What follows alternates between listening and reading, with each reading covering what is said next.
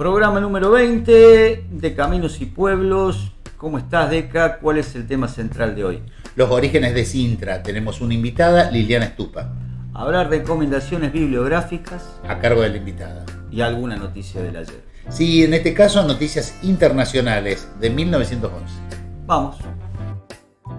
Bienvenidos a Caminos y Pueblos. Hola Diego, ¿cómo te va? ¿Qué tal, Deca? ¿Cómo estás? Bien, una semanita más con una nueva propuesta que siempre llega de la mano de nuestro sitio web caminosypueblos.com.ar, el sitio que periódicamente les recomendamos que visiten para conocer el origen de muchas de las localidades de Córdoba y de Santa Fe. Lo están viendo por Triple Media Contenidos, va creciendo la cantidad de suscriptores, así que muchas gracias por eso también. Hoy vamos a tener una visita. Está bueno cuando recibimos visita en el estudio, ¿no? Nos gusta que nos visiten. Para ponernos en tema, nos vamos a ubicar geográficamente. Hoy vamos a visitar ¿qué localidad? Hoy vamos a trabajar los orígenes de Sintra. Exacto. Para quienes nos ven de lejos y no están tan habituados al territorio cordobés, estamos al norte de Belville. Al norte de Belville, sudeste cordobés, al norte de Belville y al norte de la autopista que une Córdoba con Rosario. Exactamente. Vamos a agrandar un poquito así se ven las dos puntas, Córdoba y Rosario.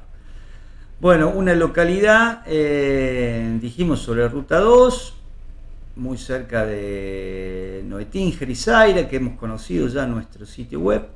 El área de cobertura se va ampliando.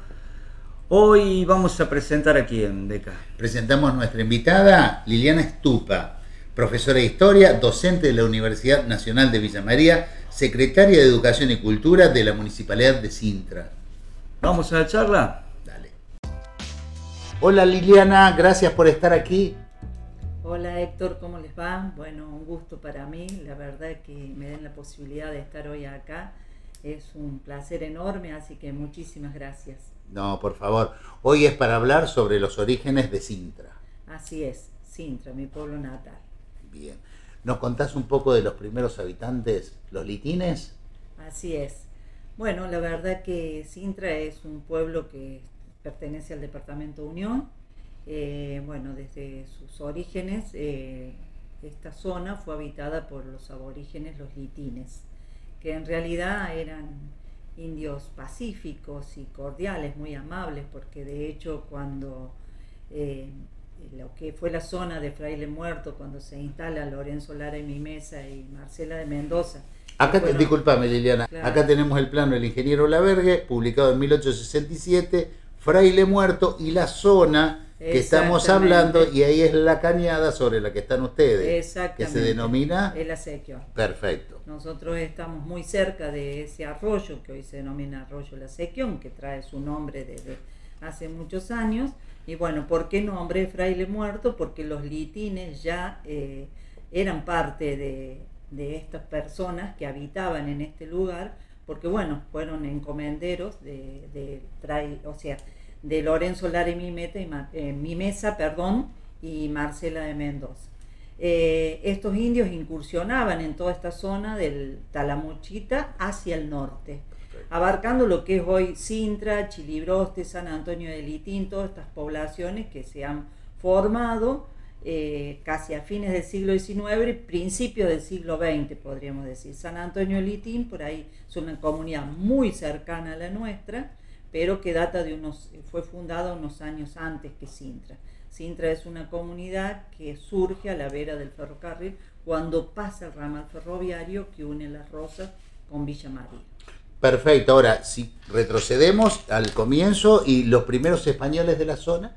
Sí, los primeros españoles que llegan a esta zona, esta merced fue otorgada a los moyanos, que bueno, pasa de generación en generación hasta que Justa Moyano vende una fracción de su territorio a José Ceballos. José Ceballos adquiere este territorio que hoy pertenece a Sintra y que fue quien luego dona las tierras para la fundación del pueblo allá hacia fines del siglo XIX, aproximadamente en 1875 es cuando se apropia de estas tierras.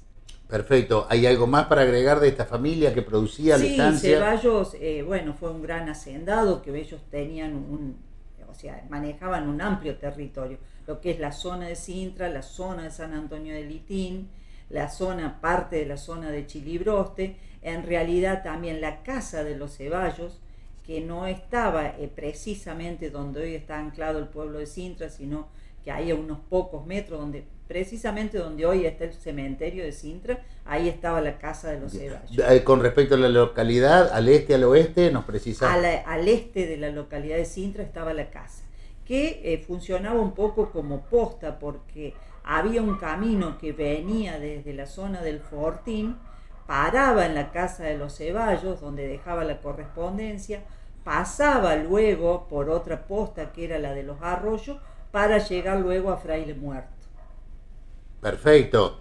Sí, llega el ferrocarril y va cambiando esa zona. Totalmente. ¿En qué año llega? Que el ferrocarril comienza el proyecto de unir Las Rosas con Villa María allá por principio del siglo XX, es decir, en 1907 se comienza con la construcción de este ramal, pero llega hasta la localidad de Iturraspe y ahí, por problemas políticos seguramente o económicos, no lo sé con exactitud, por eso lo dejo ahí con signo de pregunta. Sí, discúlpame, provincia de Santa Fe es una estación casi está desaparecida. Sí, es provincia de Santa Fe, porque de hecho Las Rosas con Villa María, parte de Santa Fe, parte de provincia de Córdoba. Pero este proyecto se retoma en el año 1910, 1911 y se continúa el ramal. Acá tenemos este mapa que muestra exactamente cómo viene el ramal, pasa por Sintra para llegar a la ciudad de Villa María. Este mapa que yo les traje tiene solamente toda la colonia que pertenece a lo que es la localidad de Sintra. Obviamente para allá está Chilibroste, para acá está Alto Alegre. Bien. Cuando se construye este ramal empiezan a surgir todas estas localidades, que es Buque en Santa Fe, Zaira, que ya es provincia de Córdoba, Noetinger, Chilibroste, Sintra, Alto Alegre, Ana Sumarán, y llega el ferrocarril a Villa María. Perfecto. En 1913 ya el ferrocarril, este ramal está terminado y llega a Villa María. La estación Sintra termina, o sea, se construye la estación Sintra en el año 1912. En diciembre de 1912 ya se termina de construir la estación Sintra. Y en 1913 está el decreto donde Ceballos presenta ante el gobierno de la provincia de Córdoba la propuesta para la fundación de Sintra. Tiene fecha 8 de julio de 1913. ¿Esa es la fecha que toman como inicio de la población? No, nosotros tomamos como fecha de fundación del pueblo en octubre. Esto viene un poco a consecuencia de que la familia Ceballos, que es quien donó los terrenos para la fundación del pueblo, eran muy devotas, dice, de Cristo Rey. Entonces ellos celebraban en homenaje a este santo en octubre, porque Cristo Rey antes tenía una fecha establecida que era en octubre y que se festejaba el 26 de octubre. Luego, con las modificaciones que se van haciendo dentro de la iglesia, Cristo Rey hoy la fecha puede ser tanto en el mes de octubre como en el mes de noviembre. Generalmente el patrono de Sintra sigue siendo Cristo Rey, obviamente la iglesia tiene como patrono a Cristo Rey y los festejos patronales son siempre en noviembre. ¿Y los festejos de aniversario también? Pero no, los festejos de aniversario del pueblo ha quedado el 26 de octubre. Pero bueno, eso también llevaría otro tipo de investigación porque no coincide con la fecha que el gobierno de Córdoba establece como fundación de Sintra, que sería el 8 de julio. Pero bueno, ya no me atrevo yo a hablar demasiado de eso porque bueno, no tengo los fundamentos. Son opiniones y seguirán investigando. Seguramente. Bueno, el ingeniero portugués que estaba a cargo de la construcción de este ramal era de origen portugués, Tomás Bruxe, así es su nombre y su apellido. Tenía la posibilidad de colocar a una de las estaciones que surgieran a la vera del ferrocarril, gracias, el nombre que él quisiera. Entonces él eligió colocarle Sintra, que era el nombre de su pueblo natal en Portugal. Bueno, Sintra en Portugal existe, Sintra es con S, pero también tiene toda una historia, porque dice que este Sintra antiguamente era Sintra con C. Después, por una cuestión política, cambia a Sintra por S, pero en realidad en sus orígenes también era con C. Así que bueno, nosotros llevamos ese nombre gracias al ingeniero portugués. Bueno, las tierras para la donación del pueblo fueron hechas por José Javier Ceballos. José Javier Ceballos dona las tierras para la plaza, para la iglesia, para algunos edificios. Todas al norte del ferrocarril. Todas al norte del ferrocarril, porque los territorios al norte del ferrocarril pertenecían a Ceballos, pero los terrenos al sur del ferrocarril pertenecían a Juan Irós, que era otro hacendado de la zona, que en realidad se disputaban un poco los terrenos para la fundación del pueblo. Claro. Pero bueno, en realidad se ve que Ceballos tenía más peso político que Irós, porque logró que esta ordenanza o decreto se hiciera al norte del ramal ferroviario, y ahí quedó establecido el pueblo. Hoy, actualmente, en la actualidad, existe un cierto número de habitantes de este lado del ferrocarril, es decir, que el pueblo sigue creciendo de este lado también del ferrocarril, pero los edificios públicos están todos concentrados de este lado del ferrocarril. El mayor desarrollo es del lado norte. Claro, la plaza, las escuelas, la municipalidad, el banco, el correo, la policía, en realidad todos están al norte del ferrocarril. Y con respecto a la ruta 2, ¿de qué lado de esa? ¿Cómo se orienta? La ruta 2 es paralela a la línea ferroviaria. Ajá, nosotros estamos en la intersección de las rutas número 2 y número 3. Bien. Es decir, que es un lugar bastante estratégico. Claro. Podríamos tener un desarrollo mucho más pronunciado, ¿no? Pero bueno, es una ruta, la ruta 2, muy transitada, porque une con Santa Fe y bueno, con Villa María directamente. Claro. Y que ahí podés tomar directamente la autopista que te une con Córdoba también, ¿no? Córdoba, Rosario.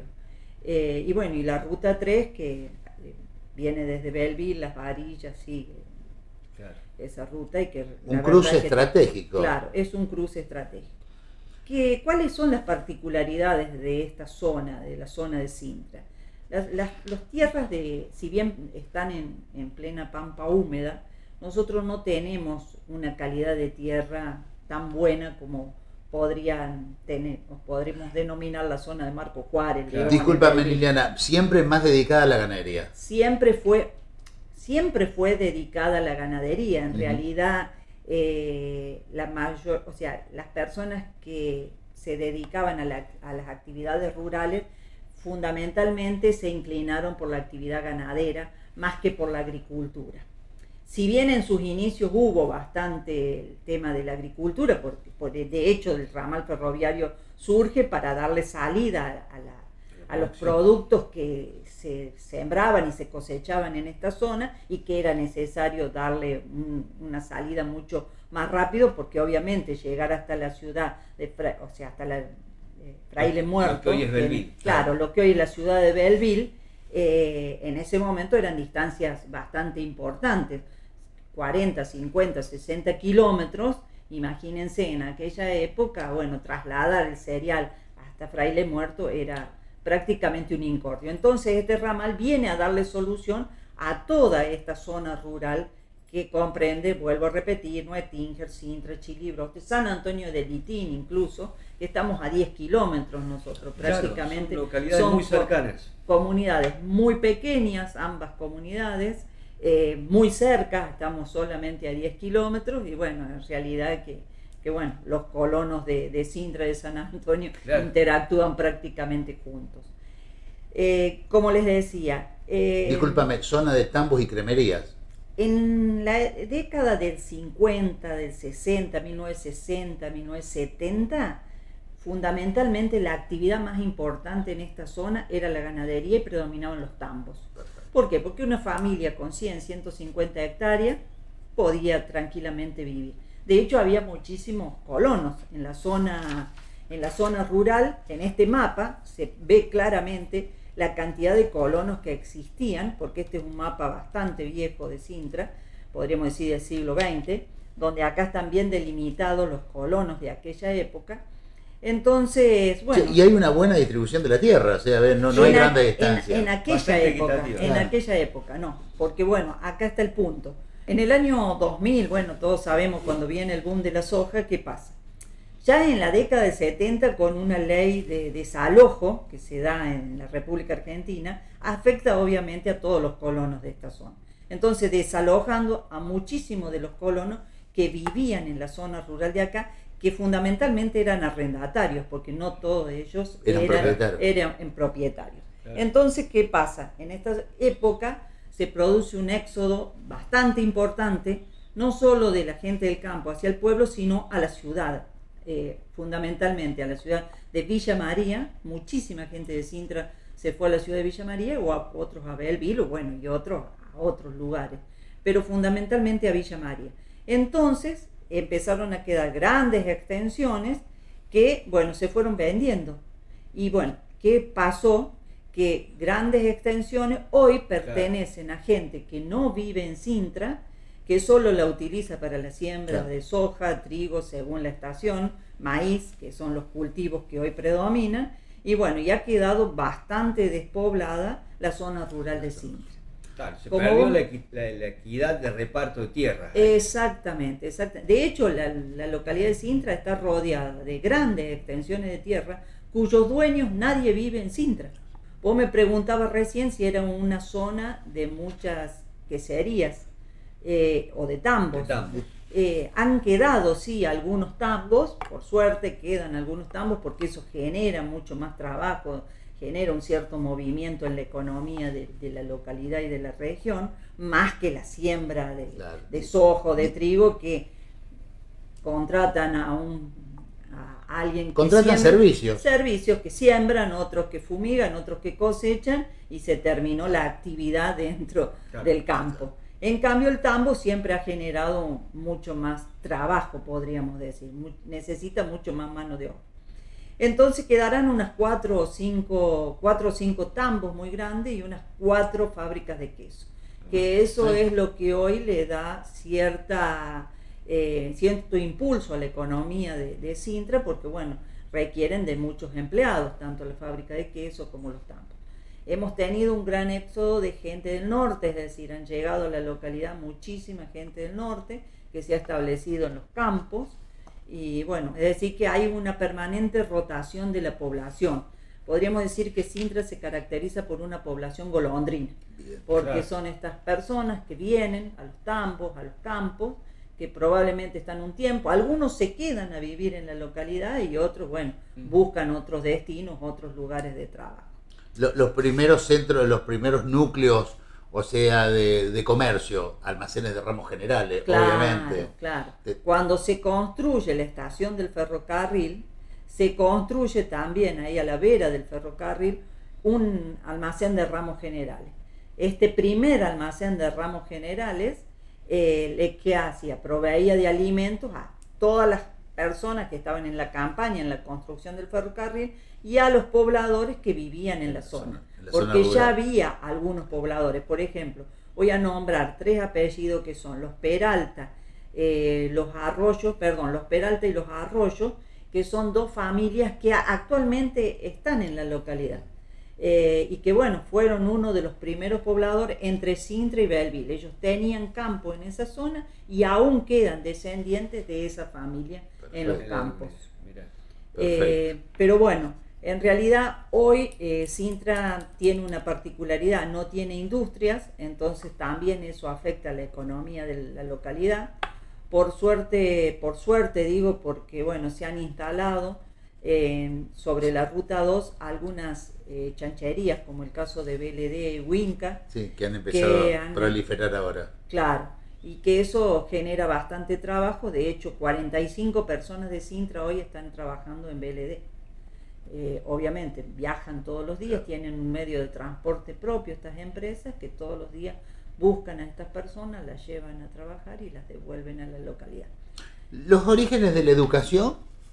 Bueno, en el año 1911 surge la primera escuela que surge en un campo, en el campo de los Marul. Esto que acá, en este croquis que tengo acá, pertenecía a toda una familia Marul. Esta familia Marul construye, los mismos propietarios, la primera escuela primaria, que en el año 1916 termina trasladándose a lo que hoy es Sintra, porque bueno, estaba enclavada en la zona rural. En la zona rural, para justamente atender a las demandas de los puesteros, de la gente que vivía en esta estancia que era de los Marul. Claro. Bien.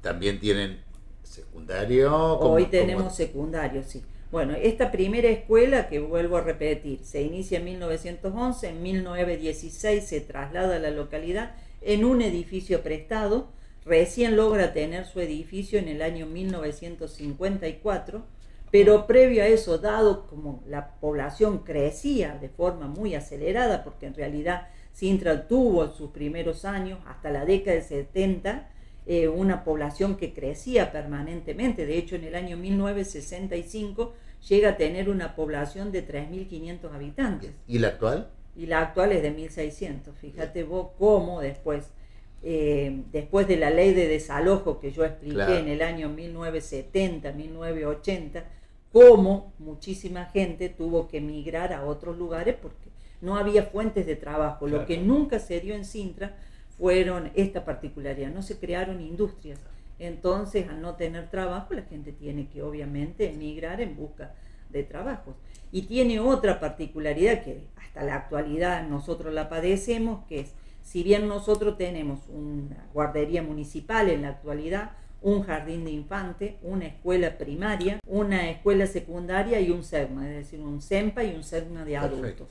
En el año 1925, dado el incremento de la población, se crea otra escuela primaria, es decir, que había dos escuelas primarias. Que esta escuela, la escuela Juan Bautista Alberdi, que era la provincial, porque bueno, hasta el año, todos sabemos, hasta 1994, con la ley de que pasan todas las escuelas a la provincia, terminan uniéndose en el año 1996 ambas escuelas. Porque primero estaba la Escuela Nacional número 60, que es esta que digo que surge en 1916 en Sintra. En 1954 le construyen el edificio propio, que es la característica de los edificios estos de techo de dos aguas que hay en muchísimos lugares, que son específicamente de la época de Perón. Exacto. Son todas las escuelas que surgen en esta época. Y bueno, hasta el año 1994 funcionan en la localidad dos escuelas. Vuelvo a repetir, la Nacional número 60 y la Escuela Provincial Juan Bautista Alberdi. La población empieza a decrecer, entonces en el año 1996 se unen ambas escuelas, quedando la escuela ex nacional que hoy se llama Escuela Ramón Lorenzo Falcón. Y con una particularidad, esta escuela es jornada completa con anexo albergue, que no hay muchas tampoco en la provincia. De hecho, debe haber 7 en la provincia que tienen esta modalidad. Los chicos de la zona rural ingresan el lunes, permanecen albergados hasta el día viernes y el viernes se retiran a sus hogares. En la actualidad funciona solamente esta escuela, la otra desapareció, lamentablemente. También tenemos un secundario que fue privado. El secundario se crea en el año 1959. En el año 2004 era privado, o sea, pertenecía a la DIPE. Es público de gestión privado. Exactamente. Porque los sueldos los paga el Estado. Exactamente, era una escuela pública de gestión privada que los sueldos los pagaba el Estado. Exacto. Pero también, o sea que este descenso de la población afecta a todos en general y afectaba también a la educación. Entonces en el año 2004, dado que se hacía ya prácticamente insostenible, porque por más que vos recibas el sueldo del Estado, el mantenimiento del edificio y todos los servicios que demanda este servicio educativo tenían que ser costeados por la cooperadora. Claro. Y Sintra no tiene un nivel económico de sus habitantes tan grande como para poder sostener esto. Entonces se comienzan las gestiones para oficializar. Se comienza en el año 2004 y en el 2007 termina de oficializarse. Hoy es el IPEN 324 José Manuel Estrada, así se llama. Y como también te comentaba, hay un CEMPA y un CERMA. el SEGMA 201, anexo Sintra, que pertenece del SEGMA 201 de Belleville, y que también tiene un número importante de alumnos. La verdad que es para una adultos. buena posibilidad. Sí, pero viste que suele pasar de que hay chicos que por distintas circunstancias dejan el secundario, sí, ya sea por trabajo o por otras circunstancias, y hoy están volviendo al colegio muchos chicos que en su momento habían dejado de estudiar. Una nueva oportunidad. Entonces, exactamente, me parece que es muy buena esta posibilidad y que por suerte la están aprovechando bastante en estos últimos años, porque vemos que crece el número de alumnos en el SEGMA. La organización municipal, o sea, la institucionalización.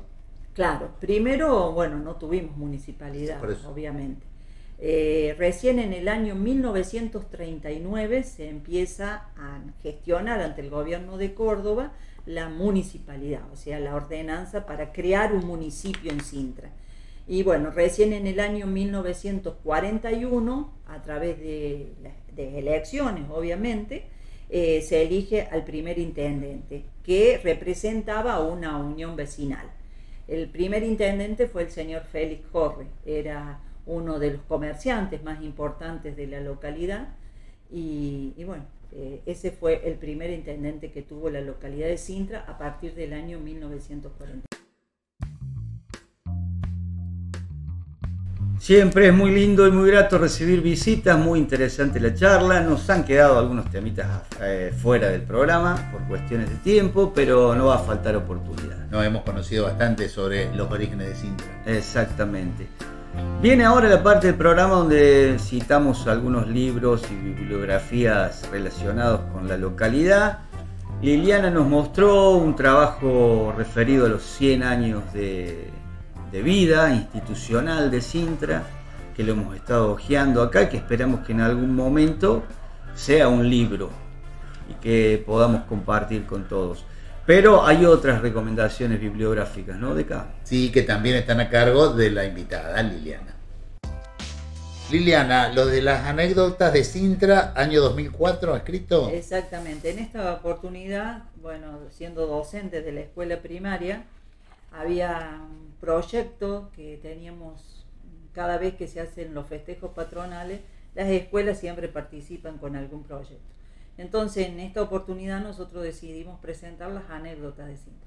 ¿Qué hicimos? Empezamos a buscar personajes, viste que en todas las localidades hay estos personajes que se destacan por ciertas particularidades, y bueno, hemos hecho una recopilación importante de gente que trabajó, por ejemplo, la primera usina, el cine de Sintra, cómo surge el cine de Sintra, porque la particularidad que tenía que las películas que se proyectaban en Sintra también se proyectaban en San Antonio de Litín en su momento. Claro, entonces el intervalo era tremendo porque había que cambiar la película, entonces había que ir hasta San Antonio de Litín a buscar la película para poder proyectar.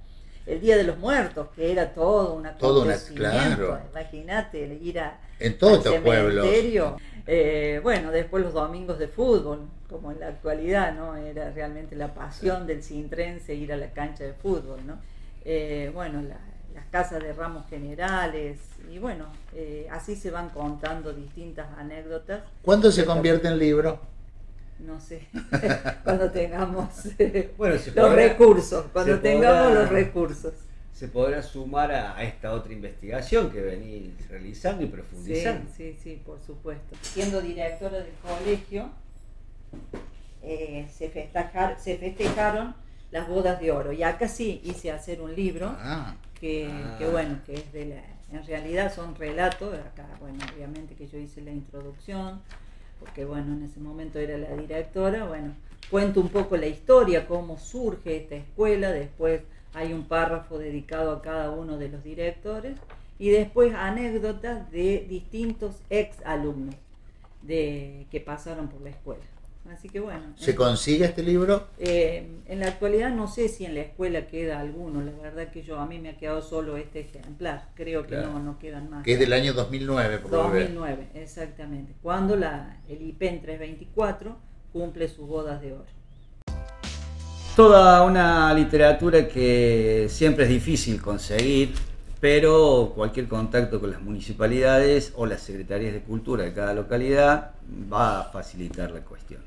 Pero continuamos con otra sección fija del programa que tiene que ver con las noticias del ayer. ¿De qué año, Deca? De 1911. ¿Y por qué elegiste ese año? Porque es el año en que pasa el ferrocarril por esa localidad. Por Sintra. Por Sintra. ¿Cómo trabajas? Siempre. Me encanta. En este caso es del 30 de abril de 1911, del diario El Municipio. Vamos a verla. Es una noticia, hemos traído noticias internacionales hoy. Bien. La primera, la celebración del 1 de mayo. Temores de disturbios. París, abril 29. El presidente del Consejo, de acuerdo con lo que fue resuelto en Consejo de Gabinete, impartió órdenes al prefecto de policía, M. Lepine, para que impida que se realicen manifestaciones al aire libre con motivo de la celebración del 1 de mayo. La Confederación General de Trabajo anuncia que las manifestaciones se realizarán a pesar de todo, pero que asumirán carácter pacífico, siempre que el gobierno abrigue sentimientos de esa índole con respecto a los manifestantes. Se teme que en la fecha indicada ocurran graves desórdenes y las autoridades adopten medidas para sofocarlos.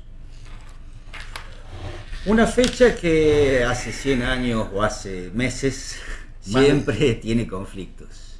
El 1 de mayo, la lucha del trabajador por sus derechos, la cuestión de poder manifestarse libremente en una fecha simbólica para el trabajador como esta, ¿no? Y que en materia de desigualdad seguimos igual que hace 100 años un poco, ¿no?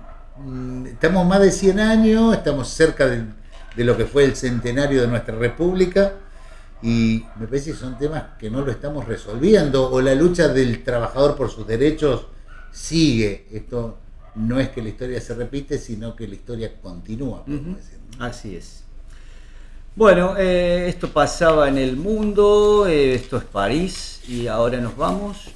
Ahora nos vamos a Madrid, también de la misma fecha, 30 de abril de 1911, el impuesto de consumos, Madrid, abril 29.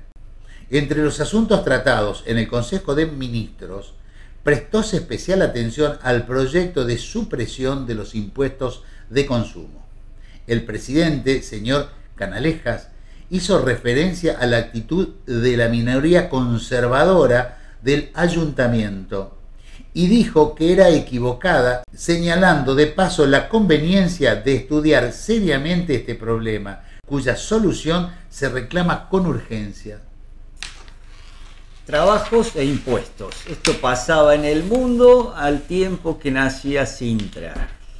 Y parecería que una noticia actual también, ¿no? Esto, sí, de la semana pasada. Seguir discutiendo quién paga los impuestos, quién no, y de no cobrarle impuesto al consumo, que es el impuesto quizás más inequitativo, porque paga tanto el que no gana nada como el que gana un montón. Exactamente. También discusiones de larga data que no se pueden resolver. Bueno, vamos a ver qué resolvemos nosotros para la semana que viene, con qué vamos a sorprender a la gente que sigue este contenido. Recuerden suscribirse, visitar caminosypueblos.com.ar, en el canal de YouTube Triple Media Contenidos, y agradecemos a la gente que colabora para sostener este proyecto: la Municipalidad de Marcos Juárez, el Estudio Volati y la Cooperativa La Alborada. Como siempre, muchas gracias a ustedes por escucharnos. Hasta la próxima.